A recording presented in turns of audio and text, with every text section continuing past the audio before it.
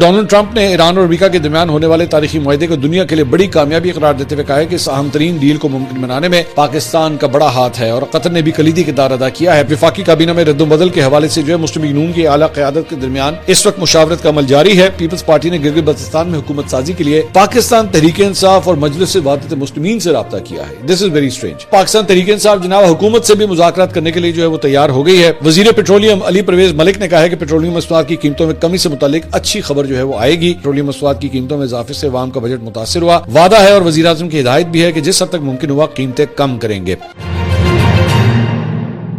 السلام علیکم ناظرین، میں ہوں منصور علی خان، اپنے ڈیل چینل کے اوپر آپ کو خوش آمدید کہیں گے۔ پچھلے 12 گھنٹے کی اہم ترین خبروں کے ساتھ ایک دفعہ پھر آپ کے سامنے حاضر۔ آپ سے درخواست چینل کو سبسکرائب کرنا مت بھولیے، بیل آئیکن پریس کیجیے۔ اگر آپ کو ہماری ویڈیو پسند آئے اسے لائک اور شیئر ضرور کیجیے گا۔ اچھا جی، سب سے پہلے ذرا امریکہ اور ایران کے حوالے سے بات کریں گے، چونکہ اگلے 24 گھنٹے بڑے اہم ہونے جا رہے ہیں۔ 24 سے 48 گھنٹے جو ہیں وہ بڑے اہم ہیں، صرف ان دونوں ملکوں کے حوالے سے نہیں بلکہ پوری دنیا کے حوالے سے میری نظر میں بڑے اہم ہیں، اور اس کی وجہ یہ ہے کہ ان دونوں کے درمیان امن معاہدے کی جو تقریب کی تیاریاں ہیں وہ حتمی مرحلے کے اندر پہنچ گئی ہے، اور اس کی وجہ یہ ہے کہ سوئٹزرلینڈ کے اندر دونوں ملکوں کے درمیان ایک عدد جو معاہدہ ہے وہ سائن ہونے جا رہا ہے۔ برگنسٹاک ریزورٹ، یہاں پہ بیسکلی یہ وینیو ڈیسائیڈ کیا گیا ہے، جہاں پہ یہ بڑا مہنگا ریزورٹ ہے۔ اس کا مطلب کمرہ جو ہے وہ لاکھوں روپے کے اندر اس کا صرف رینٹ ہے اس ریزورٹ کا۔ تو وہاں پہ جناب یہ تقریب منعقد کی جائے گی۔ پاکستانی وہاں پہ موجود ہوں گے، پاکستانی ڈیلیگیشن وہاں پہ موجود ہوگا، قطریز وہاں پہ موجود ہوں گے، امریکنز وہاں پہ ہوں گے، ایرانینز وہاں پہ ہوں گے، اور برگنسٹاک میں چیف آف پروٹوکول پاکستان سے اور دیگر اعلیٰ حکام وہ پہلے ہی پہنچ چکے ہیں۔ وزیر اعظم شہباز شریف اپنے وفد کے ساتھ آج پاکستان سے روانہ ہونے جا رہے ہیں۔ ان کی قیادت میں وہ صبح بتایا جا رہا ہے کہ وہ سوئٹزرلینڈ وفد وہ پہنچ جائے گا۔ پاکستان کی میزبانی میں امریکہ اور ایران کے درمیان مفاہمتی یادداشت پر دستخط کی یہ تقریب اس ریزورٹ میں منعقد ہوگی۔ ترجمان ایرانی وزارت خارجہ اسماعیل بقائی کے مطابق معاہدے پر دستخط امریکہ اور ایران کے صدور کر سکتے ہیں۔ انہوں نے کہا کہ اس تجویز پر ابھی غور کیا جا رہا ہے۔ ابھی یہ فائنل نہیں ہے کہ ایکچولی امریکہ کی طرف سے وہ کون آئے گا، ایران کی طرف سے کون آئے گا۔ یہ بھی چہمگوئیاں ہو رہی ہیں کہ شاید ہو سکتا ہے یہاں سے پزشکیان ایران سے، اور وہاں سے ڈونلڈ ٹرمپ شاید خود آ جائیں، لیکن ابھی کنفرم نہیں ہے۔ اس کے علاوہ ایکسیوس ایک امریکن میڈیا آؤٹ لیٹ ہے، اس نے خبر دی ہے کہ ساتھ ہی ساتھ امریکہ ایران معاہدے پر دستخط جمعے کے بجائے بدھ کو بھی وہ ہونے کا امکان ہے۔ فریقین ابنائے ہرمز کو جلد سے جلد یا جمعے سے قبل کھولنے کے معاملے پر مکمل متفق ہیں، یعنی ڈیجیٹل ای سائننگ وہ معاہدے کی کر دی جائے، اور اس کے بعد میں جو تقریب وغیرہ ہونی ہے وہ بعد میں کی جائے۔ اور اس کی وجہ یہ ہے کہ دونوں فریق چاہتے ہیں کہ جناب جلد از جلد وہ آبنائے ہرمز باقاعدہ طور پہ وہ کھل جائے، اور ساتھ ہی ساتھ امریکہ ایران میں معاہدے پر دستخط کی تقریب فی الحال جمعے کو ہی باضابطہ طور پہ وہ آلریڈی پلانڈ ہے۔ اس میں فی الحال یہ کہا جا رہا ہے کہ شاید امریکی نائب صدر جے ڈی وینس اور جو ایرانی اسپیکر ہیں باقر قلیباف وہ اس کے اندر وہ فی الحال شرکت کریں گے۔ یہ ابھی تک کی جو فارمل اناؤنسمنٹ ہے وہ یہ ہے، لیکن ہو سکتا ہے اس میں تبدیلی بھی کر دی جائے۔ ساتھ ہی ساتھ رپورٹ میں کہا گیا کہ وائٹ ہاؤس پر معاہدے کا متن جلد جاری کرنے کے لیے شدید سیاسی دباؤ ہے، جو اب باقاعدہ طور پہ پڑھ کے اب سنا بھی دیا گیا ہے۔ ایران کا مطالبہ تھا کہ باقاعدہ دستخط ہونے تک معاہدے کا متن شائع نہ کیا جائے، جبکہ وائٹ ہاؤس کی جانب سے دباؤ کے تحت متن چھپانے کے تاثر کی مکمل تردید کی گئی کہ نہیں جی، چھپانے والا وہ کوئی چکر نہیں ہے، ہم خود ایکچولی اس کو بتانا چاہتے ہیں، اور اس کے بعد ان کی جانب سے اسے سنا بھی دیا گیا، بتا بھی دیا گیا ہے۔ اس کے ساتھ ساتھ ڈونلڈ ٹرمپ نے ایران اور امریکہ کے درمیان ہونے والے تاریخی معاہدے کو دنیا کے لیے بڑی کامیابی قرار دیتے ہوئے کہا ہے کہ اس اہم ترین ڈیل کو ممکن بنانے میں پاکستان کا بڑا ہاتھ ہے، اور قطر نے بھی کلیدی کردار ادا کیا ہے۔ G7 اجلاس کے بعد ایک خصوصی اور تفصیلی پریس کانفرنس سے خطاب کرتے ہوئے امریکی صدر نے واضح کیا کہ اگر یہ ڈیل نہ ہوتی تو آبنائے ہرمز کبھی نہ کھلتا، جس سے دنیا شدید ترین معاشی کساد بازاری کا شکار ہو جاتی۔ بھائی جان آپ نے بند کی تھی، ویسے اگر ہم یہ ڈیل نہ کرتے تو بمباری کا سلسلہ ہفتوں اور مہینوں تک جاری رہتا، لیکن میں جنگ کو طول دے کر عالمی معیشت کو زبوں حالی کا شکار نہیں کرنا چاہتا تھا۔ جیسے ہی ہم نے امن کی بات کی، دنیا بھر کی اسٹاک مارکیٹس راکٹ کی طرح اوپر چلے گئی اور اب تیل کی قیمتیں گرنا شروع ہو گئی ہیں۔ انہوں نے پاکستان اور قطر کے رہنماؤں کا شکریہ ادا کرتے ہوئے انہیں خراج تحسین پیش کیا، اور ساتھ ہی ساتھ انہوں نے کہا کہ اتوار کو طے پانے والی اس ڈیل پر انتہائی جلد ممکنہ طور پر رواں ہفتے جمعے کو دستخط ہو جائیں گے، جبکہ جوہری ذخائر سے متعلق تکنیکی بات چیت کا بھی فوری آغاز ہوگا۔ انہوں نے کہا کہ ایران اس بات پر راضی ہو گیا ہے کہ وہ نہ تو کبھی ایٹم بم بنائے گا اور نہ ہی حاصل کرے گا۔ ہم ایران سے تمام افزودہ جوہری مواد نکال کر اسے ناکارہ بنائیں گے۔ ایران کو جوہری ہتھیاروں سے روک کر ہم نے پوری دنیا کو ایک بڑی تباہی سے بچا لیا ہے۔ اس کے ساتھ ساتھ جو ایکچوئل معاہدہ ہے بلومبرگ نے جناب اس کی خبر دی ہے، اور بلومبرگ نے کہا ہے کہ جناب 19 تاریخ کو سوئٹزرلینڈ میں یہ جو معاہدہ ہونے جا رہا ہے اس کے نکات کیا کیا ہیں، وہ 14 نکاتی مسودہ ہے۔ اس کی مفاہمتی یادداشت کا متن جو ہے بلومبرگ کی جانب سے جو پیش کیا گیا ہے اس میں نمبر 1 ہے کہ جی اسلامی جمہوریہ ایران اور امریکہ اپنے موجودہ جنگی اتحادیوں کے ساتھ اس یادداشت پر دستخط کرتے ہی تمام محاذوں پر بشمول لبنان جنگ کے فوری اور مستقل خاتمے کا اعلان کرتے ہیں۔ نمبر 2، ایران اور امریکہ ایک دوسرے کی خود مختاری اور علاقائی سالمیت کا احترام کرنے اور ایک دوسرے کے داخلی معاملات میں مداخلت سے گریز کرنے کا عہد کرتے ہیں۔ نمبر 3، دونوں ممالک، اچھا مجھے اس میں بڑی انٹرسٹنگ بات ہے کہ لکھا ہوا ہے اور ایک دوسرے کے داخلی معاملات میں مداخلت سے گریز کرنے کا عہد کرتے ہیں۔ ایران نے آج تک کون سے امریکہ کے داخلی معاملات کے اندر جو ہے وہ مداخلت کی ہے؟ یہ تو بیسکلی امریکہ کے لیے ہے کہ جناب آپ نے ایران کے داخلی معاملات کے اندر مداخلت نہیں کرنی۔ خیر، نمبر 3، دونوں ممالک اس بات پر متفق ہیں کہ وہ زیادہ سے زیادہ 60 دن کے اندر ایک حتمی معاہدے پر مذاکرات مکمل کریں گے جس میں باہمی رضامندی سے توسیع کی جا سکتی ہے۔ نمبر 4، اس یادداشت پر دستخط کے فوراً بعد امریکہ ایران کے خلاف بحری ناکہ بندی ختم کرے گا، کسی بھی قسم کی رکاوٹ یا مداخلت کو روکے گا اور زیادہ سے زیادہ 30 دن کے اندر بحری آمد و رفت کو مکمل طور پر بحال کرے گا۔ ایرانی جہازوں کی آمد و رفت جنگ سے پہلے کی سطح کے مطابق ہوگی۔ امریکہ حتمی معاہدے کے بعد 30 دن کے اندر اپنے فوجی دستے بھی ارد گرد کے علاقوں سے واپس بلائے گا۔ نمبر 5، یادداشت پر دستخط کے بعد ایران فوری اقدامات کرے گا تاکہ خلیج فارس سے بحیرہ عمان اور بحیرہ عمان سے خلیج فارس تک تجارتی جہازوں کی آمد و رفت 30 دن کے اندر جنگ سے پہلے کی سطح پر بحال ہو جائے۔ اس میں تکنیکی رکاوٹوں کے خاتمے اور بارودی سرنگوں کو غیر مؤثر بنانے کی ضرورت کو مد نظر رکھا جائے گا۔ نمبر 6، امریکہ اپنے علاقائی شراکت داروں کے ساتھ مل کر ایران کی بحالی اور اقتصادی ترقی کے لیے ایک جامع منصوبہ تیار کرنے کا عہد کرتا ہے جس پر دونوں فریق متفق ہوں گے اور جس کے لیے کم از کم $300 ارب کی مالی معاونت فراہم کی جائے گی۔ اب ڈونلڈ ٹرمپ جو ہے وہ اس کے بارے میں کہتے رہے کہ نہیں جی ایسا کوئی چکر نہیں، ہم تو کوئی نہیں $300 ارب دے رہے۔ یہاں پہ بلومبرگ رپورٹ کر رہا ہے کہ جناب اس معاہدے کے اندر یہ بات شامل ہے اور اس منصوبے کے نفاذ کا طریقہ کار حتمی معاہدے کے حصے کے طور پر 60 دن کے اندر جو ہے وہ طے کیا جائے گا۔ نمبر 7، امریکہ اس بات کا عہد کرتا ہے کہ حتمی معاہدے کے تحت طے شدہ شیڈول کے مطابق ایران پر عائد تمام اقسام کی پابندیاں ختم کر دی جائیں گی۔ ایران دوبارہ اس عزم کا اظہار کرتا ہے کہ وہ کبھی جوہری ہتھیار تیار نہیں کرے گا۔ ایران اور امریکہ اس بات پر متفق ہیں کہ افزودہ جوہری مواد اور دیگر تمام باہمی طور پر متفقہ جوہری معاملات بشمول ایران کی جوہری ضروریات کو حتمی معاہدے میں مناسب طور پر حل کیا جائے گا۔ حتمی معاہدہ اس شق کی توثیق کرے گا۔ نمبر 9، دونوں ممالک اس بات پر متفق ہیں کہ حتمی معاہدے تک موجودہ صورتحال برقرار رکھی جائے گی۔ ایران اپنے جوہری پروگرام میں کوئی تبدیلی نہیں کرے گا جبکہ امریکہ ایران پر نئی پابندیاں عائد نہیں کرے گا اور نہ ہی خطے میں اپنی فوجی موجودگی میں اضافہ کرے گا۔ نمبر 10، امریکہ عہد کرتا ہے کہ یادداشت پر دستخط کے فوراً بعد اور پابندیوں کے خاتمے تک امریکہ محکمہ خزانہ ایرانی خام تیل، پیٹروکیمیکل مصنوعات اور ان سے متعلقہ تمام خدمات بشمول بینکاری، انشورنس اور نقل و حمل کی برآمدات کے لیے خصوصی استثناء جاری کرے گا۔ اب یہ بہت ہی امپورٹنٹ پوائنٹ ہے اور میرے نظر میں یہ جو بات کی جا رہی ہے کہ جناب اگر ایران کو باقاعدہ طور پہ یہ خام تیل اور ان تمام چیزوں کے لیے جو ہے وہ ایکسپورٹ کرنے کی اجازت ملتی ہے، پاکستان اس سے بہت بڑا فائدہ اٹھا سکتا ہے، کیونکہ ظاہری بات ہے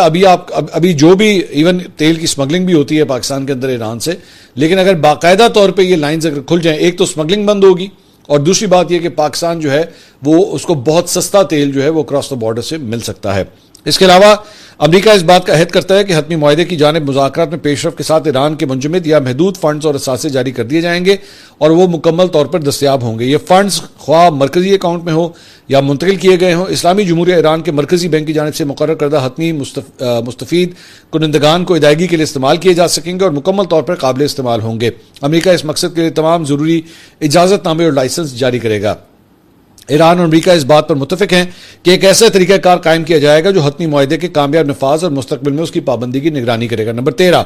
اس یادداشت پر دستخط کے بعد اور شق 4، 5، 10 اور 11 پر عمل درآمد شروع ہونے کی ضمانتیں موصول ہونے اور ان کے اقدامات کے تسلسل کے بعد ایران اور امریکہ باقاعدہ ماندہ شقوں کے حوالے سے حتمی معاہدے کے لیے مذاکرات میں داخل ہوں گے۔ نمبر 14، حتمی معاہدے کی منظوری اقوام متحدہ کی سلامتی کونسل کی ایک لازمی بائنڈنگ قرارداد کے ذریعے دی جائے گی۔ تو یہ جناب وہ 14 نکات ہیں جس کے ذریعے یہ معاہدہ جو ہے وہ اس کو عملی جامہ پہنایا جا رہا ہے اور امید کریں کہ اسی طرح ہی جو ہے وہ برقرار رہے، کیونکہ آگے ایک بہت بڑا پارٹی اسپوائلر جو ہے وہاں پہ موجود ہے اسرائیل کی شکل میں کہ وہ کوئی نہ کوئی ایسی حرکت کرے۔ ایون تو ڈونلڈ ٹرمپ اپنے ریسنٹ انٹرویوز کے اندر بار بار یہ بات کہہ چکے ہیں کہ میں نے بڑی مشکل سے کنٹرول کیا ہوا ہے اور نیتنیاہو جو ہے وہ مان نہیں رہا تھا، لبنان کے اوپر اس نے حملہ بھی کر دیا تھا اور یہ غلط کیا تھا اس نے، لیکن بد دعا کریں کہ معاملہ جو ہے وہ اسی طرح ہی نپٹا رہے اور چیزیں جو ہیں وہ آرام سے ریزالو ہو جائیں۔ اس کے ساتھ ساتھ جس طرح میں بھی آپ کو بتا رہا تھا، ایک اور خبر یہ آئی ہے کہ اسرائیلی ایئر فورس نے 8 جون کو ایران پر ایک بڑے اور ہولناک فضائی حملے کی تیاریاں مکمل کر لی تھیں، لیکن ڈونلڈ ٹرمپ نے آخری لمحات میں اسے روک دیا۔ اسرائیلی میڈیا کی رپورٹس کے مطابق اس بات کا انکشاف اسرائیلی فضائیہ کے سربراہ میجر جنرل اوہم ٹوشلر نے فضائیہ کے اہلکاروں اور ان کے اہل خانہ کے نام ایک خط میں کیا۔ انہوں نے کہا کہ اسرائیلی فضائیہ نے ایران کے اندر سینکڑوں اہداف کو نشانے پر لے لیا تھا، ہماری تیاریاں مکمل تھی اور جنگی طیارے پرواز بڑھنے ہی والے تھے، لیکن ڈونلڈ ٹرمپ نے آخری لمحات میں مداخلت کی۔ اسرائیلی فضائیہ کے سربراہ کے بطور ٹرمپ نے ایران پر حملے سے روک دیا، جبکہ تمام اسکواڈرن پرواز کے لیے تیار تھے اور پائلٹس کو آخری بریفنگ دی جا رہی تھی، مگر روانگی سے محض 1 گھنٹہ پہلے آپریشن منسوخ کرنے کا حکم ملا۔ اطلاعات ہیں کہ ٹرمپ نے اسرائیلی وزیر اعظم پر واضح کیا کہ اگر اسرائیل نے اس مرحلے پر کشیدگی میں اضافہ کیا تو اسے امریکی حمایت حاصل نہیں ہوگی اور اسے تنہا نتائج کا سامنا کرنا پڑ سکتا ہے۔ اس طرح ڈونلڈ ٹرمپ نے جو ہے وہ بنجامن نیتنیاہو کو کنٹرول کیا ہے۔ اس کے علاوہ فرانس میں G7 سربراہی اجلاس کی سائیڈ لائن پر ڈونلڈ ٹرمپ اور بھارتی وزیر اعظم نریندر مودی کی 1-on-1 جو ہے وہ ملاقات ہوئی ہے، بڑے قہقہے لگے ہیں اس کے اندر، اور I am pretty sure Modi actually اس موقع کو استعمال کر رہا تھا کہ جناب میرے ساتھ جو کچھ بھی ہوا ہے پچھلے چند مہینوں کے اندر، میں اس چھوٹی سی ملاقات کے ذریعے جو ہے وہ اپنی جو بےزتی ہوئی ہے اور جس طرح انڈیا کو اس پورے پروسیس سے باہر رکھا گیا ہے، اس سے میں جو ہے وہ کم از کم فائدہ اٹھا لوں۔ اس موقع پہ بڑی انٹرسٹنگ بات یہ ہے کہ ڈونلڈ ٹرمپ جو ہے وہ تو ظاہری بات ہے انگریزی میں ہی بات کر رہے تھے، لیکن نریندر مودی جو ہے وہ ہندی میں بات کر رہے تھے اور ان کی کہی ہوئی بات کو جو ہے ٹرانسلیٹ کیا جا رہا تھا۔ اور میرے خیال میں اس کی شاید بہت بڑی وجہ یہ ہے کہ شاید نریندر مودی کو جو ہے انگریزی کے اوپر اتنا عبور حاصل نہیں ہے اور شاید اسی لیے وہ اپنی قومی زبان کا جو ہے استعمال کر رہے تھے۔ اس موقع کے اوپر جو ہے ڈونلڈ ٹرمپ نے ایکچولی نریندر مودی کو یہ بھی کہا کہ اگر آپ ان کو دیکھیں، نریندر مودی کے بارے میں انہوں نے کہا کہ اگر آپ ان کو دیکھیں تو یہ دیکھنے میں ایک فرشتہ لگتے ہیں، لیکن آپ جب اگر ان سے ویسے بات چیت کریں تو ہی از اے فائٹر، اور یہ بڑے ایک سخت جان قسم کے انسان ہے۔ تو اس کے اوپر نریندر مودی جو ہے وہ بڑا کھلکھلا کے ہنس رہے تھے کہ جناب میری تعریف کی گئی ہے۔ تو پوری طرح جو ہے وہ ایکچولی اس موقع کو نریندر مودی نے پولیٹیکلی جو ہے وہ اپنے لیے بھرپور طریقے سے استعمال کیا تاکہ جو کچھ بھی ہزیمت کا سامنا کرنا پڑا ہے پچھلے چند مہینوں کے اندر وہ کسی طرح جو ہے وہ مٹائی جا سکے۔ اس کے علاوہ جناب اب کچھ ملکی سیاست کے حوالے سے بات کرتے ہیں، اور وفاقی کابینہ میں بڑے پیمانوں کے اوپر جو ہے وہ تبدیلیوں کا امکان ظاہر کیا جا رہا ہے۔ مختلف چینل، مختلف جرنلسٹ جو ہیں سوشل میڈیا کے اوپر اس کو رپورٹ کر رہے ہیں۔ انہوں نے تو بلکہ محکمے اور ساتھ ہی ساتھ وزراء کے بارے میں بھی بتا دیا کہ کون کون کدھر کدھر جا رہا ہے۔ اس میں اب تک کے مطابق یہ کہا گیا ہے، آج نیوز نے یہ رپورٹ کیا کہ وفاقی کابینہ میں رد و بدل کے حوالے سے جو ہے مسلم لیگ نون کی اعلیٰ قیادت کے درمیان اس وقت مشاورت کا عمل جاری ہے۔ نائب وزیر اعظم اسحاق ڈار کو وزارت خزانہ کا قلمدان جو ہے وہ سونپے جانے کا امکان ہے۔ اب خزانہ کا قلمدان محمد اورنگزیب صاحب کے پاس وقت آلریڈی ہے، ابھی انہوں نے بجٹ بھی پاس کیا ہے۔ اب میرے لیے حیران کن جو اگر تو ایسا ہی ہے، ظاہری بات ہے ابھی there are too many ifs and buts in between، لیکن اگر تو ایسا ہی ہے تو کیا مطلب ویلیو ہے کہ ایک شخص جس کے ذریعے بھی آپ نے اپنا وفاقی بجٹ پیش کیا ہے تو اس کے بجٹ کے اوپر آپ نے کتنا کو اعتماد کا اظہار کیا ہے کہ آپ ایکچولی وزیر خزانہ بدلنے لگے۔ اگر یہ خبر سچ ہے، میں دوبارہ یہ بات کہوں گا، اگر یہ خبر سچ ہے کہ مطلب سب سے وزیر خزانہ کا سب سے امپورٹنٹ دن جو ہوتا ہے نا وہ وفاقی بجٹ پیش کرنا ہوتا ہے، پورے سال میں ایک دن ایسا ہوتا ہے، اور اس دن وہ بجٹ پیش کرتا ہے اور اس کے چند گھنٹوں کے اندر، چند دنوں کے اندر ہی جو ہے یہ خبر آ جاتی ہے کہ جناب اس کو تبدیل کیا جا رہا ہے۔ اب یہاں پہ ایک فیکٹ ہے کہ از این ایکس بینکر، اور اسحاق ڈار صاحب جو ہے وہ مسلم لیگ نون میں یا شریف فیملی کے اندر ان کی ایک بڑی ہائی ویلیو مطلب پوزیشن ہے، لیکن ساتھ ہی ساتھ آپ یہ بھی ذہن میں رکھیے گا کہ اس وقت جو یہ موجودہ حکومت ہے یہ اپنے 50% مارک کو کراس کر رہی ہے، اپنے ٹینیور کو، یعنی 50% کا ٹینیور جو ہے اسے کراس کر رہی ہے، اور اب اگلے جو 2.5 سال ہیں ان کا ٹوٹل فوکس اس بات کے اوپر ہوگا کہ پرو پبلک اور عوام میں مشہور اور مقبول ہونے والے جو منصوبے ہیں یا اسکیمز ہیں وہ انٹروڈیوس کروائی جائیں تاکہ ووٹ بینک جو ہے وہ زیادہ انکریز ہو۔ اور تو اسی لیے اسحاق ڈار صاحب کو جو ہے میرے خیال میں اگر یہ قلمدان دیا گیا تو پھر اس لیے دیا جائے گا۔ ذہن میں رکھیے گا کہ جب اس سے پہلے اورنگزیب صاحب کو دیا بھی گیا تھا اور ڈار صاحب کو نہیں دیا گیا تھا، ڈار صاحب کو فارن منسٹر بنایا گیا تھا، تو اس وقت بھی بڑی اس بات کے اوپر حیرانی ہوئی تھی کہ یہ کیا ہوا۔ تو اب یہ کہا جا رہا ہے کہ جناب، اور آلریڈی ہمارے جو وزیر خارجہ ہیں وہ ہیں اسحاق ڈار صاحب، تو اگر وہ خزانے کی طرف آتے ہیں تو پھر ظاہری بات ہے یہ قلمدان خالی ہوگا، تو اس کے لیے جو ہے وہ محسن نقوی صاحب کا نام لیا جا رہا ہے کہ شاید وہ کوئی یہ رول جو ہے شاید ان کو دیا جائے۔ اب محسن نقوی صاحب جو ہیں وہ آلریڈی پی سی بی کے چیئرمین بھی ہیں، موجودہ وزیر داخلہ ہیں، لیکن اس کے بعد وزیر داخلہ کے عہدے کے لیے جو ہے رانا ثناء اللہ صاحب کا نام جو ہے وہ پیش کیا گیا ہے۔ کہا جا رہا ہے کہ شاید ان کو یہ دیا جائے گا. یہ ذہن میں رکھیے گا رانا ثناء اللہ صاحب کے پاس وزارت داخلہ کا جو قلمدان تھا وہ ماضی میں بھی رہ چکا ہے. جب پی ڈی ایم کی گورنمنٹ تھی تو اس وقت وہی وزیر داخلہ تھے, تو اب دوبارہ ان کا نام لیا جا رہا ہے کہ شاید ان کو جو ہے دوبارہ یہ قلمدان دیا جائے گا. ساتھ ہی ساتھ یہ بھی کہا جا رہا ہے کہ چند منسٹریز کو جو ہے وہ آپس میں ضم کرنے کے حوالے سے جو ہے وہ بات کی جا رہی ہے, اور چند اسٹیٹ منسٹرز کو جو ہے وہ فارغ کرنے کی بھی بات کی جا رہی ہے. بٹ اگین یہ ابھی تک کی چہمگوئیاں ہیں. یہ مختلف جرنلسٹ جو ہیں ٹویٹس بھی کر رہے ہیں, کچھ چینلز نے رپورٹ بھی کیا ہے, بٹ گورنمنٹ کی جانب سے ابھی تک کسی قسم کا کوئی ایسا آفیشیل اناؤنسمنٹ جو ہے وہ نہیں آئی ہے. اس کے ساتھ ساتھ وزیر اعظم شہباز شریف سے پیپلز پارٹی کے چیئرمین بلاول بھٹو زرداری نے ملاقات کی ہے, اور مشرق وسطیٰ کی صورتحال کے تناظر میں پاکستان کے عالمی امن کے لیے کی گئی سفارتی کوششوں پر وزیر اعظم اور فیلڈ مارشل کو خراج تحسین پیش کیا گیا ہے. اس کے ساتھ ساتھ جناب بڑی انٹرسٹنگ خبر یہ ہے کہ پاکستان پیپلز پارٹی نے جیو نے یہ رپورٹ کیا کہ پیپلز پارٹی نے گلگت بلتستان میں حکومت سازی کے لیے پاکستان تحریک انصاف اور مجلس وحدت مسلمین سے رابطہ کیا ہے. دس از ویری اسٹرینج. یہ میرے خیال میں اگر تو ایسا ہوتا ہے اور آگے یہ جو رابطہ کیا ہے اور اگر ان کا اتحاد ہوتا ہے اور وہ ان کو سپورٹ کرتے ہیں تو this would be the first time کہ پاکستان پیپلز پارٹی اور پی ٹی آئی جو ہے وہ ایک لائن کے اوپر آ جائیں. This would be very strange. ساتھ ہی ساتھ جو ہے اور ذہن میں رکھا کہ ایم ڈبلیو ایم بھی جو ہے وہ روایتی طور پہ پاکستان تحریک انصاف کی ہی جو ہے وہ اتحادی رہی ہے, تو دونوں سے جو ہے وہ اب رابطہ کیا گیا ہے. اس کے ساتھ ساتھ دونوں کا پاکستان تحریک انصاف کے حمایت یافتہ دو جو ہے وہ امیدوار جیتے ہوئے وہاں پہ, جبکہ ایم ڈبلیو ایم کا جو ہے وہ ایک امیدوار وہاں پہ جیتا ہوا ہے. اس کے ساتھ ساتھ اپوزیشن کے بعد جی بی میں خواتین اور ٹیکنوکریٹس کی نشست ملا کے 5 ارکان جو ہے وہ بنتے ہیں مزید. اگر ان کو ووٹ اگر چاہیے تو 5 ووٹ جو ہیں وہ مزید ملتے ہیں. تو 24 میں سے 22 حلقوں کے جو نتائج اب تک سامنے آئے ہیں اس میں پاکستان پیپلز پارٹی 10, نون لیگ 5 اور 4 آزاد امیدوار استحکام پاکستان پارٹی میں جو ہے وہ آلریڈی شامل ہو چکے ہیں. ان کو علیم خان بہت پسند آئے اور وہ وہاں پہ جو ہے وہ شامل ہو چکے ہیں. اور اس کے بعد آئی پی پی کی نشستیں 4 ہو گئی ہیں, آزاد امیدوار جو ہیں وہ 2 ہیں اور ایم ڈبلیو ایم کی 1 نشست ہے. تو یہ اب تک کی پارٹی صورتحال جو ہے وہاں پہ یہ ہے. اس کے علاوہ پاکستان تحریک انصاف جناب حکومت سے بھی مذاکرات کرنے کے لیے جو ہے وہ تیار ہو گئی ہے. آج سے چند دن پہلے پرائم منسٹر نے جو ہے یہ آفر کی تھی بیرسٹر گوہر کو بھی, اسد کیسر صاحب کو بھی کہ آئیں بیٹھ کے جو ہے وہ بات چیت کرتے ہیں, تو انہوں نے اس کے اوپر رضامندی جو ہے وہ ظاہر کر دی ہے. اور انہوں نے کہا ہے کہ جی آج ایوان کی ابتدا حکومت اور اپوزیشن کے درمیان اچھے الفاظ سے نہیں ہوئی. بار بار کہتے ہیں کہ برداشت کا مظاہرہ کریں, اس سے تناؤ اور نفرتیں کم ہوں گی. ایوان کو مضبوط کرنا ہے تو ایک یادداشت پر دستخط کرنا ہوں گے. تو اب جو ہے بتایا جا رہا ہے کہ انہوں نے دعوت جو ہے قبول کر دی ہے. سینیٹر فیصل واڈا صاحب جو ہے کل رات کو ندیم ملک صاحب کے شو میں آئے ہوئے تھے, اور وہاں پہ جو شفیع اللہ جان صاحب ہیں وزیر اطلاعات جو سہیل آفریدی صاحب کی گورنمنٹ کے, وہ بھی وہاں پہ موجود تھے. تو فیصل واڈا صاحب نے ان کو جو ایک آفر کی ہے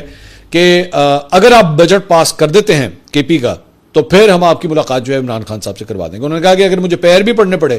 تو میں آپ کے لیے پیر بھی پکڑ لوں گا, لیکن آپ کرنے والے بنے. سو یہ آفر فیصل واڈا صاحب نے ٹی وی کے اوپر جو ہے وہ دی ہے. اب میرے لیے بڑی انٹرسٹنگ بات یہ ہے کہ فیصل واڈا صاحب جو ہیں, آپ اندازہ کیجئے کہ یہ آفر حکومت نہیں کر رہی, یہ موجودہ وفاقی حکومت نہیں کر رہی, یہ ایک ایسی شخصیت جو ہے یہ آفر کر رہی ہے جو حکومت کا حصہ بھی نہیں ہے. ان کے پاس کوئی پورٹ فولیو نہیں ہے, ان کے پاس کسی قسم کا کوئی عہدہ نہیں ہے, لیکن وہ ٹی وی کے اوپر بیٹھ کے جو ہے وہ شفیع اللہ جان صاحب کو آفر کر رہے ہیں کہ جناب آپ بجٹ پاس کریں اور ہم آپ کی ملاقات کروا دیتے ہیں. So this is how the system is revolving, کہ ایک فیصل واڈا جو ہے وہ اس ملک کے وزیر اعظم, اس ملک کی وفاقی کابینہ, اس کے اوپر بھی بھاری ہے کہ جو وہ آفر کر سکتے ہیں وہ کوئی اور آفر نہیں کر سکتا. اور آئی ایم پریٹی شیور کہ شفیع اللہ جان صاحب ایکچولی ان کی کہی ہوئی اس بات کو بڑا سیریسلی لے رہے ہوں گے کہ ہاں یار اگر فیصل واڈا نے کہا نا تو پھر ہو سکتا, اندازہ کریں آپ. اس کے علاوہ ایک اور خبر بھی یہ سامنے آئی ہے کہ جناب ساتھ ہی کہ خیبر پختونخوا حکومت نے پورے سال کا بجٹ پیش کرنے کا جو ہے وہ فیصلہ کر لیا ہے. اس سے پہلے سلمان اکرم راجہ صاحب نے کہا تھا کہ جناب ہم 3 مہینے کا بجٹ جو ہے وہ پاس کریں گے,